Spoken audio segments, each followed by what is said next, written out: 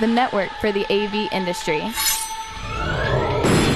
What are you listening to? This is AV. This is AVNation. This is AVNation. This is AVWeek, episode 76, recorded Friday, February 1st, 2013. iSony'd. Ready. AVWeek. Performing. Scan. Week. Online. This is AVWeek.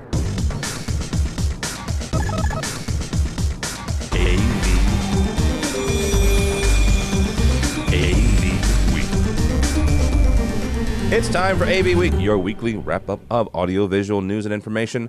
My name is Tim Albright. I will be your tour guide for the day. With us this week is Craig MacCormack, who has a brand new title. We're going to try to take it out for a spin here. The Editor-at-Large at Commercial Integrator. How are you, sir? I'm great. How are you guys doing? Good. I just broke something, so hey.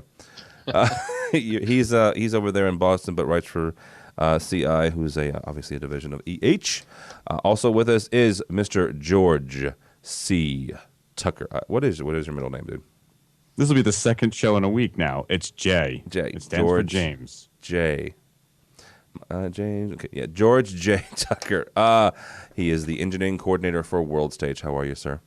I'm just fine. If you actually want my given name, it was once George James Arthur Philip Tucker III, but I changed that when I became 21. George James Arthur. There's an acronym there somewhere that I. Yeah, we're not going to go there, John. All right. My real name is David, if that really matters. Really? If you really want to screw things up. So where did Craig come from? That's my middle name. Oh yeah, my brother-in-law does that. His given name is Richard, but he goes by Dwayne, so because that was his dad's name. My name though is really Tim. So not to confuse anyone else. We're going to talk about Cydia this week for just a slight second or two. Also, Belkin is either buying something or selling something. I am not quite sure which, and I'll explain that in a second. Also, AT&T and the wireless space. But first, since January is the month of technology integration trade shows, let's talk about another one. This week was the wonderful Integrated Systems Europe, also known as ISE. And Craig, this one's interesting. We have a couple of links on the website for articles. One was written by your cohort, Mr. Tom LeBlanc from Commercial Integrator, talking about the European-centric focus of this. It is a pro AV show, but it's also a residential one as well, because you have Infocom International as well as Cydia coming together. But Tom writes about the interesting spin that a lot of manufacturers take when they go into Europe, trying to sell their wares. Yeah, absolutely. I think it is interesting. One stat that came out is how many new exhibitors there are at ISE this year. About 25%, a little less than that. About 25% of the 900 or so exhibitors are brand new. So definitely some companies over here are seeing, some new opportunities and definitely realizing that the market doesn't stop where the continental United States ends. There's definitely some opportunities for them to do something overseas and expand their businesses. I think a lot of companies knew that as it is anyway, but it's interesting to see how big of a growth there is this year. And George, this is, Craig kind of hit it on the head. There's a lot of times, and I've used this phrase before, big dumb American, where, we kind of get in our own little bubble and we think that we're it. You know what, guys? We're 300 million out of however many billion people on the planet. There are markets outside of the continental U.S. Guys like Control4 went over there and started throwing around their streamers. ZTV, Crestron obviously had a big presence there. Premier Mounts, I think, had a really huge one. Life Size was, you name it. If you're going to see it at Infocom and or Cydia, you probably saw it at this show. On top of that, you also have the fact that it's the biggest AV show by sheer numbers of attendees, over 40,000 again for the second year in a row. Is this one of those cases where this is going to become the premier show, or is it just It's the premier show for Europe, and we're still going to have the two separate ones here in the U.S. I tend to think that depends on how the EU economy actually does lately. It's been in a little bit of a roller coaster lately, and lots of bad news about banks and leveraging and all that kind of stuff. But it does have a potential because the EU standard is a cross nation standard, so that there is a chance for very unified products to come across and say this works there too. If the economy does well and this market does really grow the way it's looking to do so, then it could be a real potential threat to a lot of American manufacturers and get a lot of traction in the U.S. marketplace. I agree. Although I'm reading it, and the 67-page document about the EU standards that Tom mentions, I don't think it's that difficult from what I've seen in the past. Now, I haven't read it in a while. But, I mean, really what most of those things are is about getting a UL-type certification, which is a European version. Mm-hmm. And a lot of it has to deal with the building code or building materials used differences. That was not very good English, but we use a lot of, drywall and wood, and there's a lot of concrete there, and you need to have different back boxes and stuff like that. But other than that, it shouldn't be that difficult for a fairly competent manufacturer to deal with. Well, one of the things that was interesting, we produced a couple of really good shows, one for Infocom and one for commercial or for CE Pro, and we had a lot of really good, smart people come on and previewed ISE. One thing that came out of the CE Pro show was the difference not only in the electrical standards and all that stuff, but you have considerable differences when it comes to manufacturing or home installations. Yes, you're going to have brand new construction, absolutely, but you're also going to have 300-year-old homes that have got that have been retrofitted 2 or 3 or 4 different times to contend with as well. So I thought that was interesting as well. You just have a whole different set of expectations, a whole different set of problems and issues when you start talking about AV, both from a pro standpoint as well as a residential, when you get outside of the continental U.S. I'm also interested to see what happens with the attendance kind of going forward. You wonder if this is one of those things that kind of builds on itself, that people see that there was 44,000 people there this year and say, oh, shoot, I missed it this year. I definitely have to go next year and check it out, and kind of how the organizers respond to that, and if they can handle it, getting bigger and bigger and bigger, and maybe it maxes out at some point. And I don't. Maybe that's what's happened to some degree with Infocom, that it's gotten kind of as big as it's going to get, and people are looking for something different, and kind of willing to spend the money to go to ISE and see something different too. Okay, so here's a question for you two, gentlemen, both on the East Coast, so you can get to Amsterdam a whole lot quicker than I can. Should we go? And I'm not talking about AVNation, I'm not talking about anything like that, but you know what, you're an integrator in a major metropolitan area, or you are, a regional manager for either a manufacturer or, somebody who puts stuff in, or you're an education guy. Is there a reason, as a U.S.-based company, other than manufacturing, to go to ISE? No? Okay. Moving on then. Something that happened about a year ago. We started talking about AVB and the Avenue Alliance. And the reason I say it was about a year ago, because they started talking, the Avenue Alliance started talking about, hey, we're going to be at Infocom, come check us out, come check out our almost kind of like a plug fest where you can see how the different systems interact with each other, whether it is Yamaha or Biamp or what have you. Biggest beef, though, from a personal standpoint, not anybody else's, with AVB is the fact that the V, as in Victor, part of AVB seems to still be missing, and that stands for video.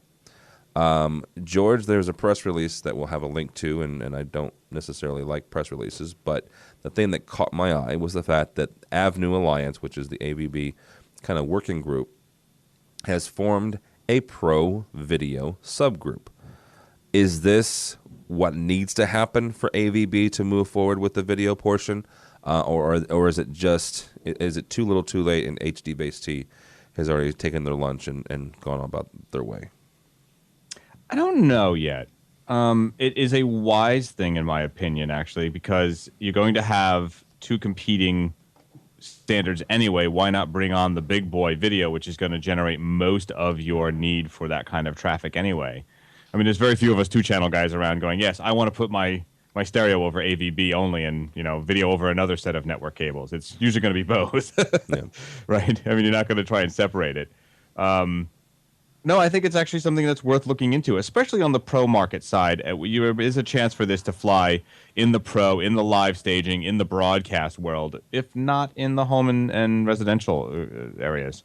This could still very well fly. It's got the backing of AES. It's got the backing of a lot of good organizations. I think there's still a good chance it could make a show.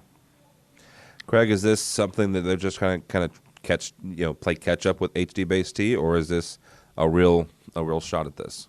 I mean, there's probably some degree of the catch-up mentality, but I think, like George said, there's a lot of big players involved in this, and a lot of potential for it. So it's kind of one of those, like George said, we'll see what happens, and it's kind of, it remains to be seen. I'm not sure where it's going to go, but it's definitely good that they're at least giving it a shot, I think.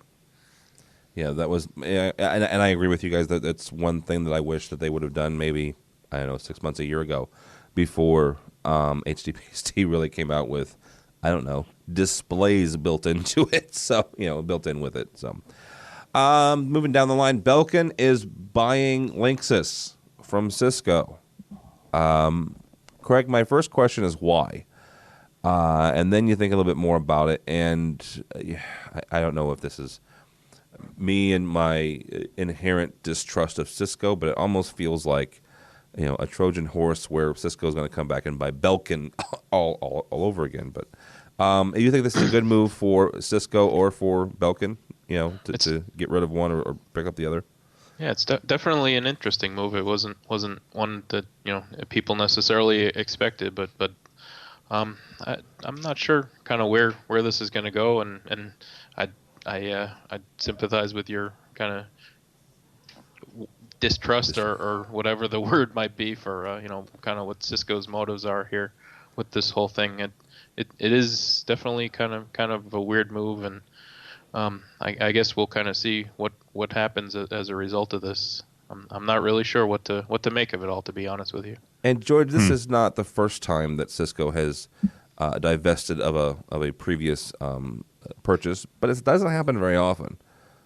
Where they buy a company and they usually kind of integrate all the technology and just swallow it whole, right? Well, it seems so, but when I first read this, I thought the first thing was like, we're gonna have to start making a verb out of iSony'd. Sort of. Well, that was my first thought, because they did this with the flip phone. They bought that flip phone camera, or the flip camera. Flip phone. The flip, which was really getting wide traction, and then it disappeared. And one, I haven't seen it integrated into anything, and it almost sounds to me like they were trying to beat Apple to FaceTime and have some kind of personal teleconferencing communicator system set up. And I kind of thought that's why they bought Linksys, is to have that in-home leverage, using the name with the leverage to do what we all saw them doing, which was really progressing towards a teleconferencing way. But I haven't really figured out where they think they're going, and I'm not sure that they are at this point. I mean, they could be a whole lot smarter than us, but I'm not sure what's going on. And they seem to be wasting chances with getting market integration, or market depth into the home and the light commercial for teleconferencing. That just seems to be missing. So let me ask you this, and that you make a really good point. Because Cisco has sometimes taken what is inherently commercial, inherently, big pictures, 30,000-foot view, and dumbed it down a little bit to make it more, Best Buy friendly, I guess is the best way to put that. Do you think maybe their purchase of Tandberg and integrating that into their conferencing solution maybe facilitated or caused them to just kind of take the flip and go, no big deal. Let's move over here to where there's some real video conferencing going on?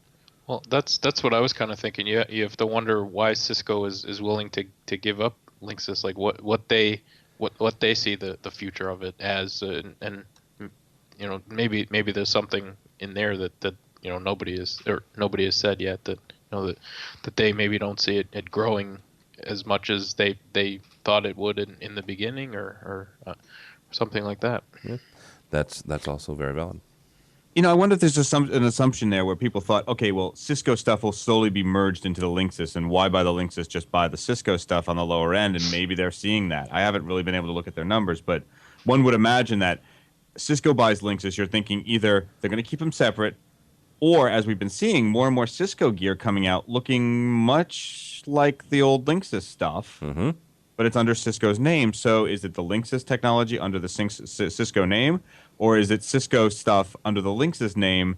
And why not just buy the Linksys, the Cisco, even though it's maybe $100 more, but we know it's better, quote unquote. They may have just, undercut themselves with a brand misidentification or brand confusion. I was going to say, I'm confused. You just by you going back and forth. So well, but when a company buys another company and they use the same technology, yeah, if one's bigger and more reliable and more trusted, who are you going to really buy their gear of? Even if it's the same technology under the hood. Well, that's what you have to wonder. Is it? But originally it wasn't. What's happening? Yeah.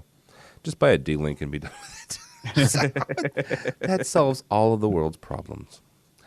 All right, guys. This past couple of weeks, Macworld, which Apple doesn't exhibit at anymore, which is still weird to me. It was this past week, and Crestron came out with a master control app for Apple devices. Mr. Tucker, is this? How do I put this? Is this kind of Crestron's way of saying, okay, you know what? We get it. You're going to use your smartphones. You're going to use your tablets for control. Here's a really great one. Instead of buying a $3,000 or $5,000 or $15,000 touch panel. There is definitely that. I think for a long time, companies like Crestron and AMX and Universal Remote Control and all the rest have recognized that the second screen, the mobile device, is a viable option for a lot of people, and it's the option of choice. Regardless of what any of the professionals like you and me or Craig say, about having a dedicated control and having to fumble and it's awkward and it's not as intuitive, the market wants it and there's no going back. And I think this is their final way of saying, we've said we love you guys for a long time. Look, here's how we're showing you. We're coming to you now. We're not just giving you a product. We're going to come to you and show it off. And I think that's a wise choice, and they'll probably get a lot of kudos for it. Craig, is this also a way for them to maybe differentiate themselves from Extron and AMX and some others that they do control and they do have some sort of mobile functionality, but it is another level of a control app altogether? Yeah, I would say that that's true. Although you wouldn't be surprised to see those companies also come out with the same sort of thing now that Crestron has done it.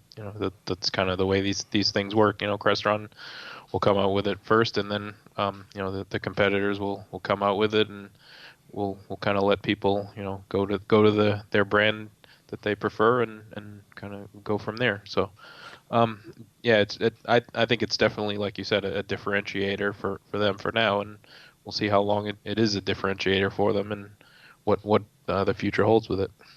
But something very interesting though, 3 years ago, the rage at InfoComm was everybody had an iPad app or was coming out with one or was making an announcement with it. Last year's InfoComm, everybody still had these. Even guys who didn't have one last year had one, but they weren't making a big deal about it.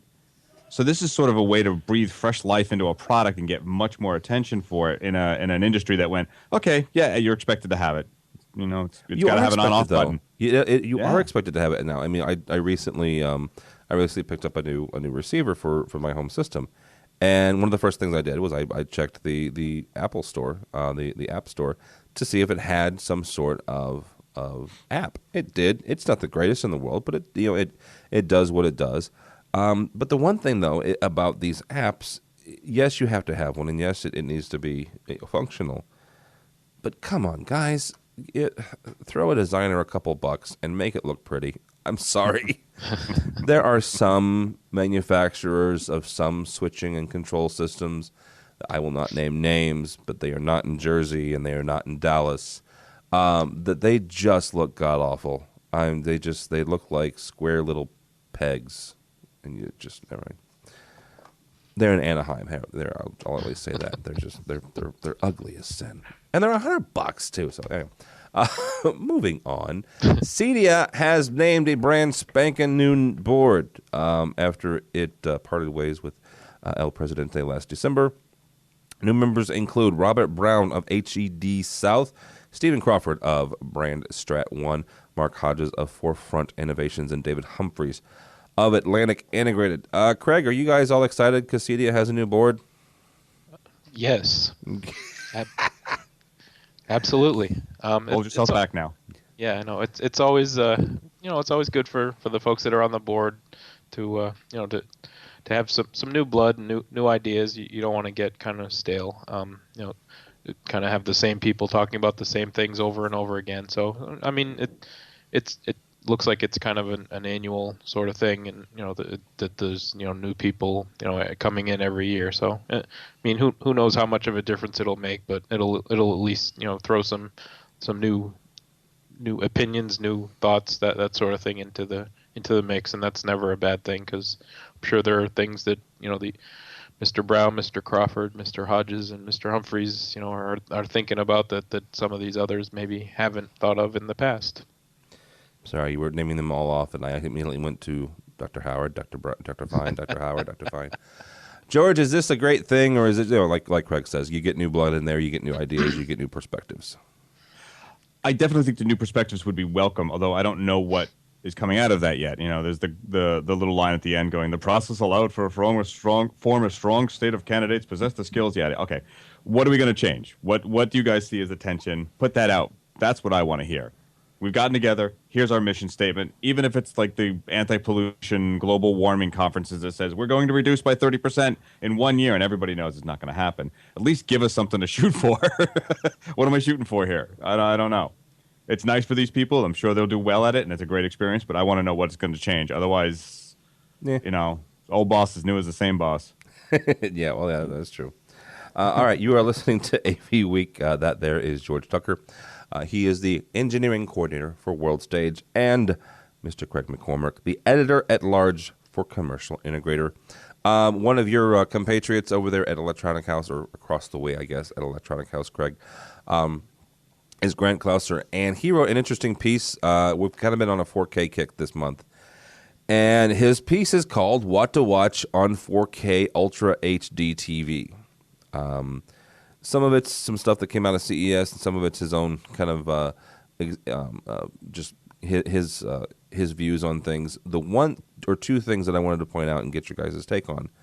First of all, at CES, Netflix was demoing 4K streaming. Now, as Grant points out, it was a demo, and it wasn't perfect, but it was still there, right? On top of that, you've got Sony, which is, so I don't know about you guys, I kind of expect Sony to be there with 4K. But the fact that Netflix is demoing 4K, the fact that technically you can download 4K content from YouTube, is this where we see this coming from? Instead of some sort of physical media, is 4K the driving force of 4K content? Is this going to be the internet and that stream there? Craig? Oh, sorry. That's right. Yeah. I think it is definitely the future, until something else comes along to make that the future instead. But this is definitely kind of the next big thing. I think it's the thing that everybody's going to start to gravitate to, and obviously has started to gravitate towards. So I'm just glad we're not talking about 3D anymore. We sort of are.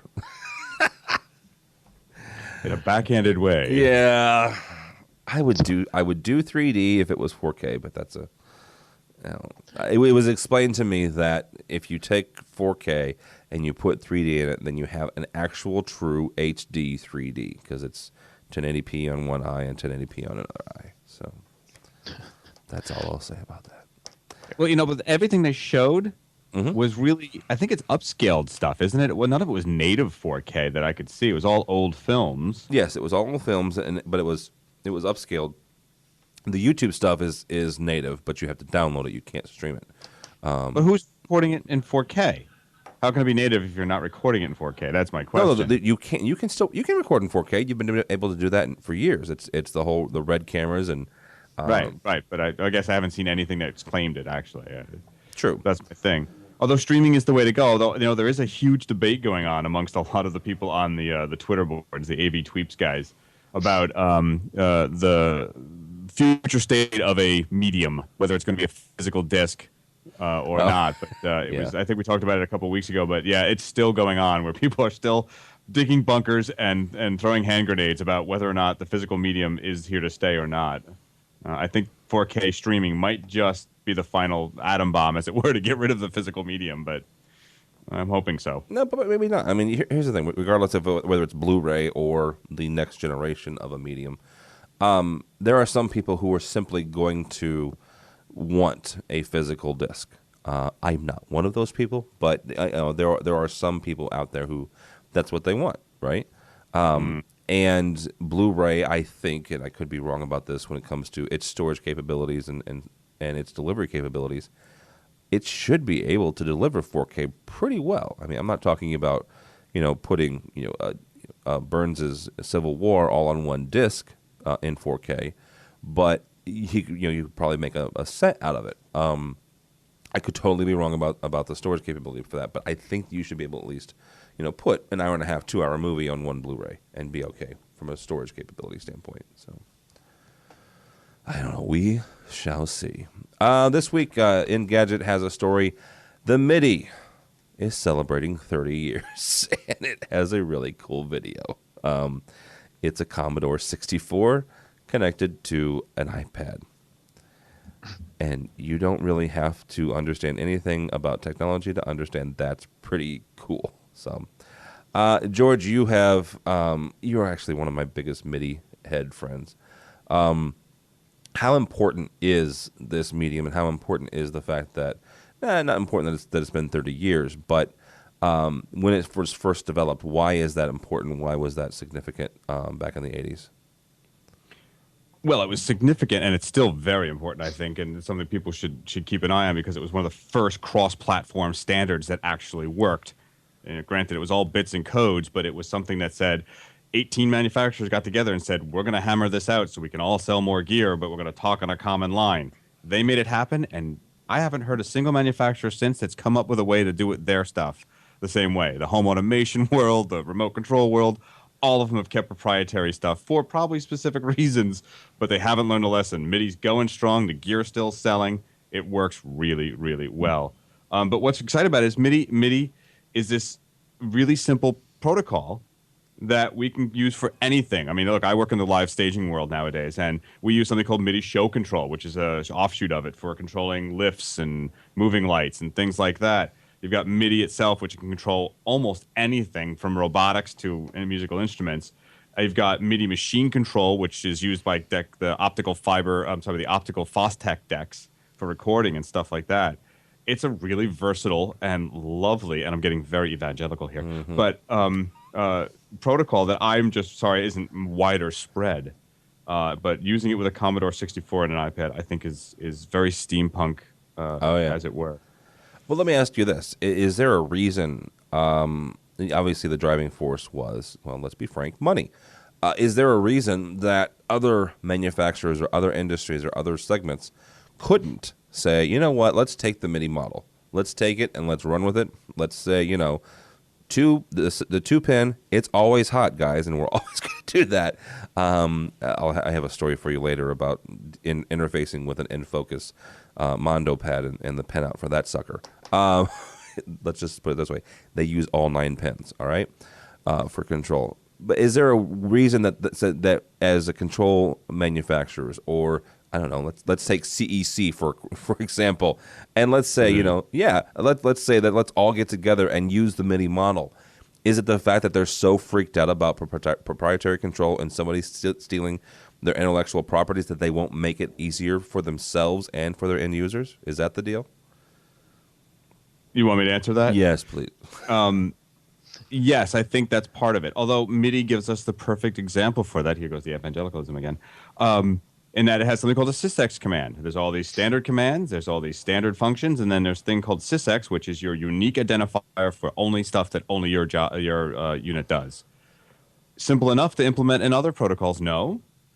I think there's an unwillingness, like you said, from manufacturers of giving up the ghost on that, maybe having that niche market that now would be open to others to sort of wedge their way in. But I'll say this out loud: if that's your real purpose and your only conceivable tether on an industry or a marketplace, then you're just like the flat panel guys from the late 90s. That's going away sooner than later, guys. Stop it. Hang 'em and bang 'em. So. Bang 'em. All right, let's talk about the wireless spectrum for a second. First of all, AT&T is spending almost $2 billion. They're buying $2 billion worth of 700 megahertz spectrum from Verizon. A couple of reasons why this is important to us. Well, George works in live staging, and he can tell us why 700 megahertz is important. But it impacts the AV industry when it comes to wireless devices, not just microphones, but other things as well. Craig, is this something where we should just keep an eye on, or is there anything more we can do than just kind of sit and watch and read the blogs like Engadget and Gizmodo and The Verve and just watch with horror as AT&T picks up all this spectrum? Yeah, I think it's something we kind of have to sit back and watch what happens. Like you said, I'm not sure what we can necessarily do about it, how we can kind of change it. It's it's here for the moment, and we'll see where it goes from there. Well, and George, there's another story we have actually in our links about the FCC's Wi-Fi expansion. So, first of all, talk about why 700 megahertz is important to us, and how the FCC is kind of encroaching on our wireless for a second. The short answer is that it was once not available to us because it was part of the TV spectrum, off-air, broadcast for analog TV. You remember the color picture sound spikes that needed all that space for analog. The second is that now it's, like I said, it's open to us, but there's a whole big debate, especially in the live industries, the live events, staging industries, that they were going to take a lot of that away, where a lot of our wireless microphones hid. And when you replace an analog signal with a big old digital signal, there's no room to hide. It's all about proximity and power ratios, and we don't need to get into it on that. We actually have a really nice special that was recorded, a year ago with the Sennheiser guys about RF and stuff that details that really well. We should probably put a link on this show with that. Yeah. And that turns into, like, Google was going after the 700 megahertz band. They really wanted it because it's a nice UHF frequency. It's got a nice transmission distance. It's big enough to go around stuff, but small enough to get, your direct power, sent from chain to chain. And that has a lot to do with the Munify that they've been trying to establish at times, and the WiMAX stuff that has been out there for a little while. And then we do the gigabit 802.11ac, which the FCC is now trying to make a full standard, which is not really for you and I in our home. It's actually, a suburban metropolitan networking system that they're trying to establish and get a verification for. So all of this does matter because they're going to start slicing this up, and products that we're going to be offered will be specific to these or may jump between them. But it's going to be a very interesting way of saying, well, and when you get into New York City, it switches automatically to 700 megahertz. But when you're out in the burbs, it'll be back to microwave or 802.11, 2.4 gigahertz. Sorry. Well, and it's also a way to kind of move us as a country because into more wireless internet and more wireless access. One thing that we have a disadvantage at, we're a disadvantage when you compare us to the UK or France or other countries around the world, is the fact that we are so spread out. I mean, it doesn't feel like that in New York or Boston or even in St. Louis. But when you start looking at Iowa and Wyoming and Montana and these big open spaces where you still have populations, they're just not as concentrated. And then because they're not as concentrated, you don't have the business reason to expand your infrastructure to service, 1,000 or 2,000 people when you can spend that same amount of money and service, the entire city of New York.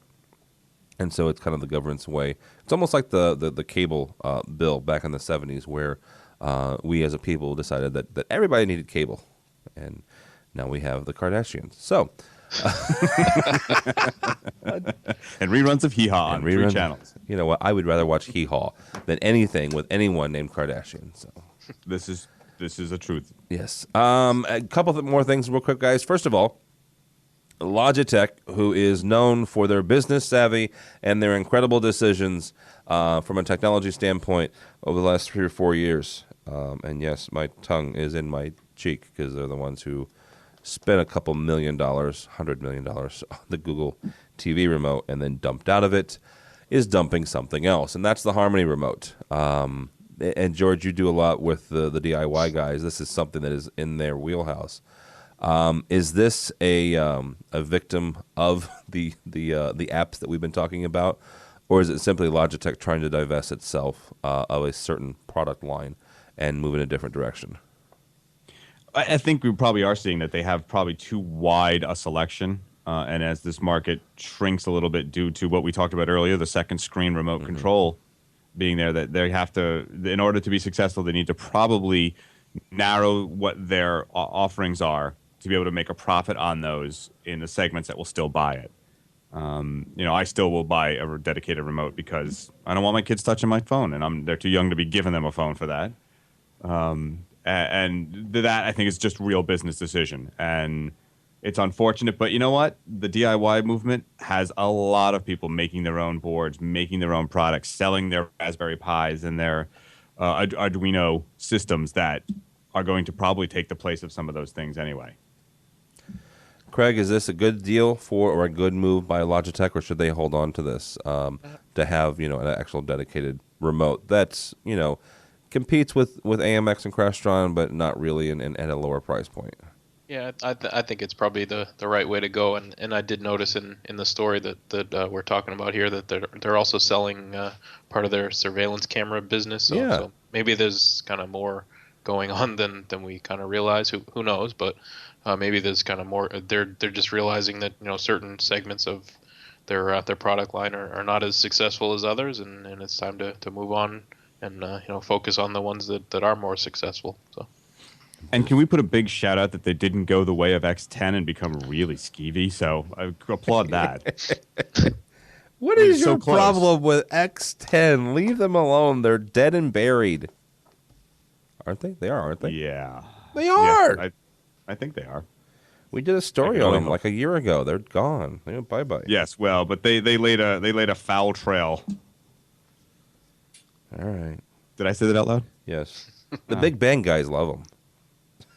That's all I'm saying. This is actually a story written by the editor at large for Commercial Integrator.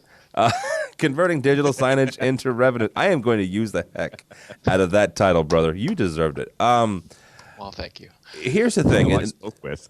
Do what? Do you know who I spoke with? I spoke with the editor at large. The editor at large. I know him. He bought a drink for me. He did? I just had to make sure it wasn't. You bought George a drink and you did what? Hang on, time out. You bought George a drink? No, but he has to now. Oh. Uh-oh. Say, you went up an escalator and I was going down and you waved hi to me at Infocom. That's all you had time for at Infocom with me. Good Lord. Buying Tucker drinks? Come on. That didn't happen. I think he's. It must have been the other editor at large. Oh. He's had drinks with her as well. All right, moving on. Let's talk about digital signage and how to make money off of them. This is one of those things that everybody and their brother has been talking about for a couple of years now. About how exactly, Craig, do we make money on this stuff? Because you know what, it's really cool. You go into it was last year, year before last. LG had a very, very interesting display. Being a gentleman of a certain size, I am not shy about going to establishments that have Frosties and spicy chicken sandwiches named Wendy's. That was the display though for LG. It was a frickin' Wendy's, right? And you look at that and you go, okay, I can kind of see that. But for integrators, how do you get in the door there and say, hi, I'm Bob from your local integration firm. Let's talk about, jazzing up your menu board or jazzing up your advertising or something like that. Yeah, this is it's a profile on Ping HD. They're out in Denver and they're an integrator and they do a lot of what you're talking about. Menu boards and restaurants and sports stadiums and convention centers, all kinds of places. They do digital signage all over the place. One way that they're able to kind of distinguish themselves and stand apart from most of their competitors, if not all of them, is they manage the content themselves. They create the content. So they said that they're the only ones that do it, and talking to other folks, it's at the very least a very rare thing, if not they're the only ones that do it in the industry. So it's something that they kind of have done all along, and they say it obviously sets them apart, and it's been successful for them. So. George, is this something where Craig says they manage the content, they create the content? This sounds then like an opportunity not just for double E's, somebody that has an electrical engineering degree and a CTS or other experiences in the technical side, but also you take that person and let's say that you have a creative person who is, they're not just, it's either not happening or they can't find a job in graphic arts. This sounds like an opportunity for them to get into an industry that maybe they never thought of, but hey, here's a road, here's a path for you to make some money, to make a career for yourself. It may not be painting the Mona Lisa, but it is graphical in nature. Absolutely. I mean, digital signage has such depth and breadth of an ability to make some kind of profit off of it. Everything from using I think it's Roku makes the Bright Sign system, which is basically similar to the Roku XMBC system that you can do. You can sell a player and some content and the display stuff and a schedule, and it's a one-off sale with maybe an occasional maintenance. And then you can actually do which is the real money like Ping HD does, which is if you're able to sell the network, the systems, the displays, and the content on a recurring revenue basis, that's really awesome stuff. But digital signage work, we do it all the time for like artsy-fartsy stuff. We do very theatrical or art installations with a lot of this stuff, as well as some, say, Macy's Window. But this is something that has been growing phenomenally, and it's everything from a plasma display to almost the whole face of a building in Christie microtiles. Oh, that would be cool. I'm sorry, I like microtiles. So let me ask you guys this, and either one of you, Craig or George, is there an integration firm, an ideal integration house that is positioned maybe better than another one? So maybe let's say that you're a house that, what we do is pretty much residential and a little bit of commercial, but what we do pretty much is high-end houses and stuff like that. But we're interested in this because it's a good way, it's a good revenue generator. Or a big Mondo house, maybe not as big as AVI SPL, but we've got 3 or 4 or 5 offices, and we do primarily commercial, and that's our wheelhouse. So which one of those two, or maybe a third or fourth option, should kind of get into digital signage? Well, Ping HD is only about 18 people. Their employees there's only about 18 employees there, so it's obviously really small. So it definitely could work for a small company, if they have the right mix of people, and that sounds like that's what they have there. So obviously there's more chance of it for working maybe at a bigger place where there's more employees, more money, and that sort of thing. But it can obviously work at a small place as well. Well, and maybe the smallness is what gives them their flexibility, makes them more nimble than a bigger house to bring on new stuff. So, alrighty. Well, gentlemen, that was the last story that I had. Thank you so much for joining us. With us this week is George Tucker, the engineering coordinator for WorldStays. Thank you, sir. Thank you. How can people get a hold of you, find you, stalk you? Mostly on Twitter, Tucker2s. I do have a blog, tucker2s@typehead.com, and my stuff is distributed on Red Band, AV Shout, a number of other places, but you'll always find it through my Twitter feed. Very cool. And also the editor-at-large. He's the editor-at-large at Commercial Integrator. His name is Craig MacCormack. One thing before I let you pimp your stuff, I do have to extend my condolences because Craig is a Patriots fan going into Super Bowl weekend. So Go Niners. Yeah. How can people find you and your AV as well as your sports ramblings as well? Yeah, the AV stuff you can find at commercialintegrator.com. If you're interested in the sports and the AV stuff, you can find me on Twitter. It's Craig MacCormack is my handle. Very cool. If you want to follow me on Twitter, it's TD Tim David Albright. But more importantly for me and everyone here, please go by the website AVNation.tv. AVNation.tv. You'll find this show. Our DIY show, our EdTech show, we just posted our 1-year anniversary show. That's an education-focused show. We've got the Live Life and a couple others as well, so check them out. We're also on Facebook, Twitter, Google+, Scooped in. And I started a Pinterest page just because, everybody likes Pinterest. So check it out, though. Go to avnation.tv. avnation.tv. Thanks so much for listening. That's all the time we have for AV Week.